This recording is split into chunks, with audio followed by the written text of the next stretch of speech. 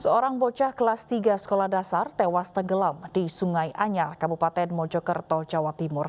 Korban diduga tak bisa berenang saat bermain bersama teman-temannya.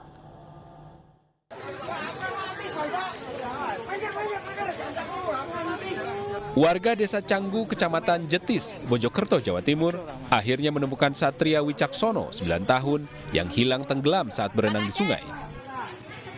Satria ditemukan berada di dasar sungai sudah tak bernyawa. Sebelumnya, korban bersama 4 temannya sedang bermain di sungai. Korban yang diduga tak bisa berenang tiba-tiba terseret arus sungai dan tenggelam. Sebelum tenggelam, korban sempat dipegang temannya, namun tidak kuat. Satria, Firman, sama Diu. Nah, namun dalam perjalanan kurang lebih jam setengah 4 renang itu, terus tiba-tiba si Diu udah naik, udah mentas ke atas. Firman bisa naik ya? Firman juga naik. Firman belum. Belakang sama si Satria digocei. Satria mau tenggelam digocei. Kasar Jawa digocei dipegangin. Nah, akhirnya tak kuat tiba-tiba Satria akhirnya lepas. Jadi kita tolong si Firman sama teman-temannya si Satria.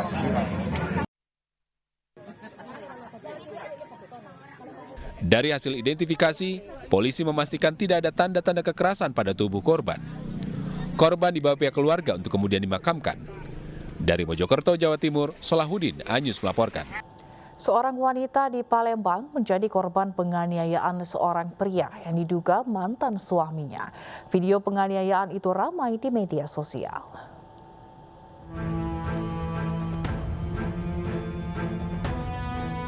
Video seorang wanita menjadi korban penganiayaan oleh pria yang diduga mantan suaminya terekam kamera pengawas dan viral di media sosial. Penganiayaan terjadi di salah satu penginapan di kawasan Sukarame, Palembang, Sumatera Selatan. Aparat kepolisian bergerak cepat dengan menyelidiki rekaman CCTV dan mengejar pelaku. Kami juga sudah menerima video viral itu, sudah kita pelajari juga dari CCTV-nya, sudah kita sebarkan untuk opsional dan polsek-polsek setempat untuk segera menindaklanjuti perkara tersebut, dan mudah-mudahan kami bisa mengamankan pelakunya. Sedangkan untuk kejadian ini sendiri telah dilaporkan oleh korban ke pihak kepolisian Polrestabes Palembang. Dari Palembang, Muhammad David, Anyus melaporkan. Video ceramah Okky Setiana Dewi tentang KDRT viral dan menuai kontroversi. Setelah mengundang perdebatan, Okky pun meminta maaf dan menegaskan menolak kekerasan dalam pernikahan. Hai wanita para istri, engkau bisa masuk surga dari pintu mana saja yang engkau kehendaki asal... Video ceramah Okky Setiana Dewi tentang istri yang dipukul suaminya namun tidak mengadu ke orang tuanya karena untuk menutupi aib rumah tangga menjadi kontroversi. Sebab banyak warganet yang mempertanyakan ceramah Okky tersebut seolah melegalkan KDRT. Patuh kepada suamimu dan engkau. Orang kalau lagi marah, lagi sakit hati kan ceritanya suka dilebih-lebihkan biasanya. Tapi sang istri mengatakan, ya Allah Pak Bu, aku tuh nangis karena aku rindu sama bapak sama ibu. Suaminya luluh hatinya, istriku itu Masya Allah menyimpan aibku sendiri, ya Allah luar biasa. Makin sayang dan cintalah suami tersebut. Makanya kadang kalau kita berantem suami istri, khususnya bagi pernikahan-pernikahan muda, dikit-dikit ngadu sama orang tua, orang tuanya udah kesel, kita udah buat anak lagi sama suami kita, ya, udah baik lagi sama suami kita. Orang tuanya masih sebel, kitanya udah harmonis lagi sama suami kita. Jadi nggak perlulah cerita-cerita yang sekiranya membuat kita menjelek-jelekkan pasangan kita sendiri. Di sisi lain, Komnas Perempuan berpandangan kekerasan dalam bentuk apapun tidak dibenarkan dalam Islam, termasuk suami menampar istri. Ya, kalau dalam hal ini adalah dalam rangka supaya orang tua itu tidak selalu cemas, tidak terlalu cemas apa yang dialami oleh anaknya, mungkin bolehlah gitu. Tetapi bukan berarti untuk menghentikan proses-proses penyelesaian masalah yang ada. Karena itu sih menurut saya ketika kita pergi ke lembaga layanan, ke aparat penegak hukum atau pergi ke misalnya konsultan perkawinan, itu bukan dalam rangka mengumbar aib, tetapi dalam rangka menyelesaikan persoalan yang dihadapinya. Namun belakangan, Okky Setiana Dewi menyampaikan klarifikasi dan minta maaf melalui unggahannya di Instagram. Kakak dari Ria Ricis ini menjelaskan penggalan video yang viral di media sosial ini merupakan ceramahnya di Masjid Al-Muhajirin Magelang sekitar 2 atau 3 tahun lalu. Oki juga menegaskan menolak keras adanya KDRT di dalam pernikahan. Karena alasan kesehatan dan berhalangan hadir, para pelapor Arteria Dahlan terkait penggunaan bahasa Sunda batal diperiksa polisi. Sementara itu, polisi menyatakan Arteria Dahlan tidak bisa dipidana terkait kasus tersebut lantaran dilindungi oleh hak imunitas anggota dewan.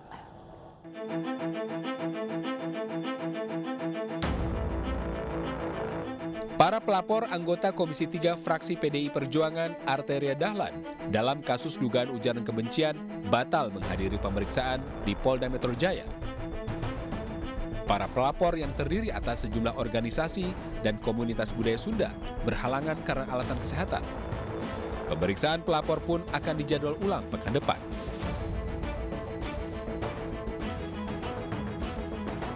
Sementara itu, polisi menyatakan kasus dugaan ujaran kebencian yang dilakukan Arteria Dahlan terhadap masyarakat Sunda tidak bisa dipidana. Hal itu karena ada hak imunitas yang dimiliki anggota DPR, MPR, dan DPD. Terhadap saudara Arteria Dahlan dapat disampaikan tidak dapat dipidana. Saya ulangi, tidak dapat dipidanakan sesuai dengan pasal 1 dalam undang-undang tersebut yang menyatakan bahwa Undang-Undang MD3 yang menyatakan bahwa anggota DPR tidak dapat dituntut di depan pengadilan karena pernyataan atau pendapat yang dikemukakan baik secara lisan ataupun tertulis di dalam rapat DPR ataupun di luar rapat DPR yang berkaitan dengan fungsi serta wewenang dan tugas DPR. Apa yang disampaikan saudara Arteria Dahlan dalam hal ini adalah dilakukan di dalam rapat kerja resmi. Arteria Dahlan dilaporkan ke polisi atas pernyataannya yang memprotes penggunaan bahasa Sunda dalam rapat Kejaksaan Tinggi Jawa Barat. Pernyataan Arteria ini kemudian mengundang kecaman, terutama dari sejumlah tokoh dan komunitas budaya Sunda. Dari Jakarta, Tim Liputan iNews melaporkan. Dua pria di Kabupaten Pasuruan babak belur dihajar warga setelah tertangkap tangan mencuri motor. Sebelumnya warga sengaja menunggu aksi pencuri di wilayah mereka karena sering terjadi aksi pencurian hingga memergoki kedua pelaku.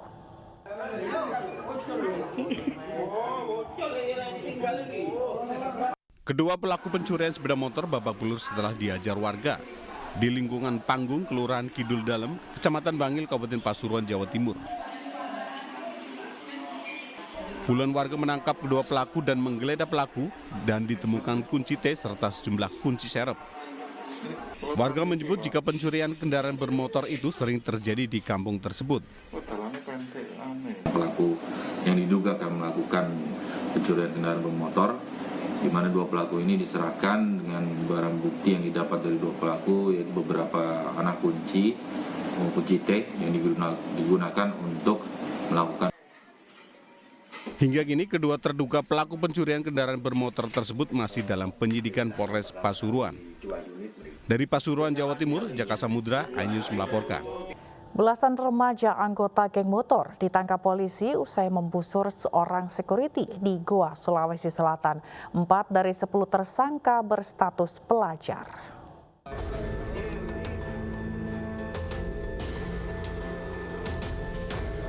CCTV ini merekam detik-detik penyerangan petugas security di Jalan Baso Daeng Bunga, Kecamatan Somba Opu, Kabupaten Goa, Sulawesi Selatan.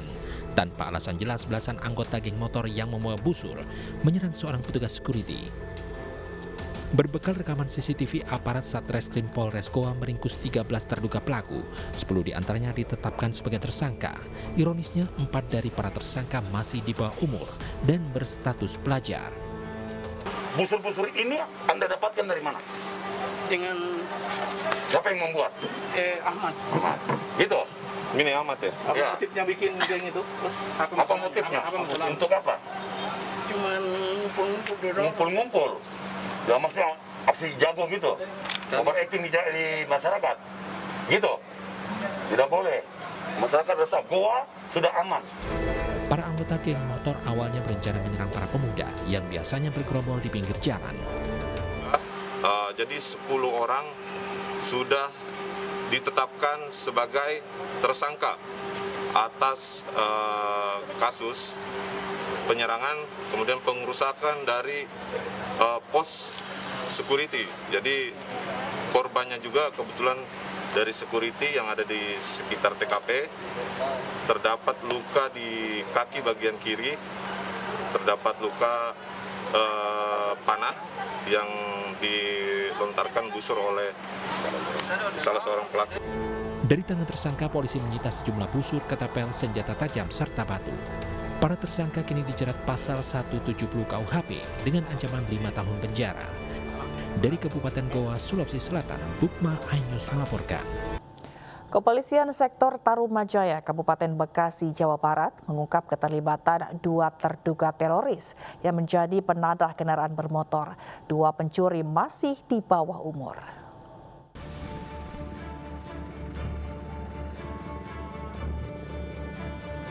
Polisi dari Sektor Tarumajaya, Kabupaten Bekasi, Jawa Barat mengungkap 2 terduga teroris yang menjadi penadah pencurian kendaraan bermotor.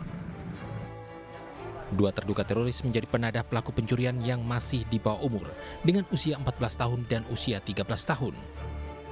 Saat ini 2 terduga anggota teroris masih dalam pendalaman Densus 88.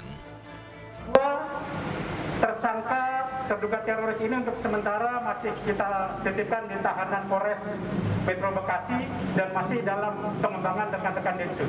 Kenalannya gimana? Kenal dengan teroris itu di mana? Ya, jadi mereka kenalannya melalui COD. Ya, jadi si A dan si B ini sudah beberapa kali menjual kendaraan kepada si M dan si S ini melalui COD. Penangkapan para terduga teroris SLH dan MSA ini dilakukan pada 28 Januari lalu di wilayah Kecamatan Setu, Kabupaten Bekasi. MSA merupakan narapidana terorisme yang telah menjalani hukuman 4 tahun. Kedua tersangka terancam pidana 4 tahun penjara, sementara 2 pelaku pencurian di bawah umur diancam maksimal 9 tahun penjara. Dari Kabupaten Bekasi, Jawa Barat, Didi Junaidi dan Ahmad Juhairi Lutfi, iNews melaporkan.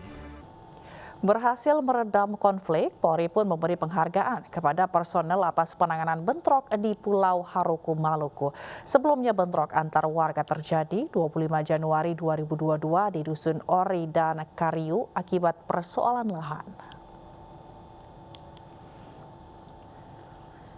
Dankor Brimob Polri, Irjen Anang Revandoko mengapresiasi penanganan personel Brimob terkait bentrokan antar desa di Pulau Haruku, Maluku.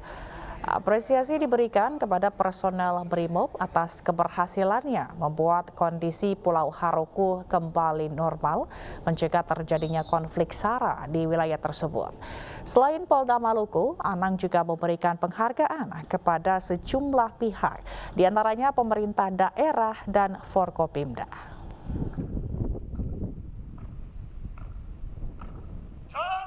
Saya satu Brimob dan bangga kepada teman-teman semua mereka.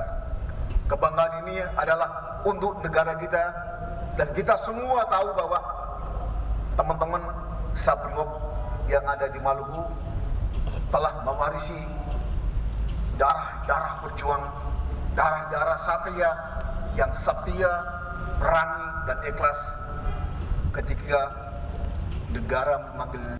Menteri Investasi Kepala BKPM Bahlil Lahadalia ditunjuk Presiden Jokowi sebagai Menteri ESDM ad interim. Juru bicara Badan Koordinasi Penanaman Modal Tina Talisa menyatakan penunjukan ini berdasarkan surat dari Menteri Sekretaris Negara tertanggal 3 Februari 2022. Berdasarkan surat dari Menteri Sekretaris Negara tertanggal 3 Februari 2022, Presiden Joko Widodo menunjuk Menteri Investasi Kepala Badan Koordinasi Penanaman Modal, Bapak Bahlil Lahadalia, sebagai Menteri Energi dan Sumber Daya Mineral ad interim. Pada pagi hari ini, Jumat 4 Februari 2022 telah dilakukan rapat perdana Menteri ESDM ad interim dengan seluruh eselon 1 di lingkungan Kementerian Energi dan Sumber Daya Mineral. Pak Bahlil merangkap jabatan sebagai Menteri Investasi Kepala BKPM dan Menteri ESDM ad interim atau sementara dalam beberapa hari ke depan. Sementara Menteri Badan Usaha Milik Negara Erick Thohir mengajak warga memanfaatkan lahan perumahan mereka untuk menjadi lahan pertanian. Hal ini diminta Erick saat berkunjung ke kawasan Kembangan Utara, Jakarta Barat kemarin dengan menggagas program bernama Energi Tani atau ET. Erick menjelaskan energi tani ini bertujuan untuk membumikan semangat bertani, sehingga masyarakat bisa menghasilkan produk-produk pertanian secara mandiri. Erick akan menggandeng pihak swasta untuk mau berkontribusi memproduksi hasil tani yang berkualitas tinggi. Lewat program Energi Tani diharapkan jumlah petani di Indonesia ini semakin bertambah dan dapat meningkatkan perekonomian terlebih di masa pandemi saat ini. Kita coba memastikan warga bisa lebih hidup mandiri. Dalam arti tadi bercocok tanam, ya kan, melakukan juga peternakan ikan yang tidak lain untuk tadi meningkatkan kehidupan daripada kualitas ekonominya.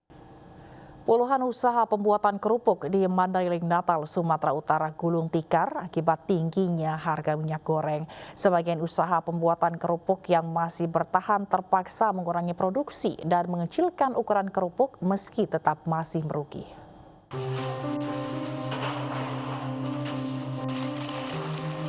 Inilah usaha pembuatan kerupuk milik Sahrudin yang masih bertahan di lorong Aik Galoga, Desa Pidoli Lombang, Mandailing Natal, Sumatera Utara.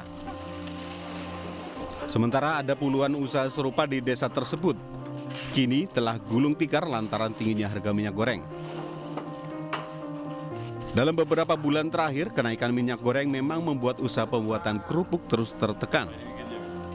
Biaya produksi meningkat hampir 2 kali lipat, antara kenaikan harga minyak goreng tak sebanding dengan penjualan kerupuk yang sepi.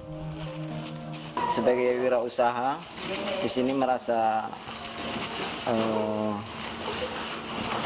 berat lah gitulah, karena dengan harga minyak sekitar harganya 18.000. Jadi biasanya kita kalau kebiasaan itu harganya standarnya lah, harganya 9.000, 10.000 sampai 12.000. Berbagai cara telah dilakukan Sahrudin agar usahanya tetap bertahan, mulai dari mengurangi produksi dari 7 sak tepung menjadi hanya 3 sak saja setiap hari, bahkan hingga mengecilkan ukuran kerupuk. Namun upaya tersebut tetap diakuinya masih membuatnya rugi. Dari Mandailing Natal, Sumatera Utara, Husein Lubis, iNews melaporkan.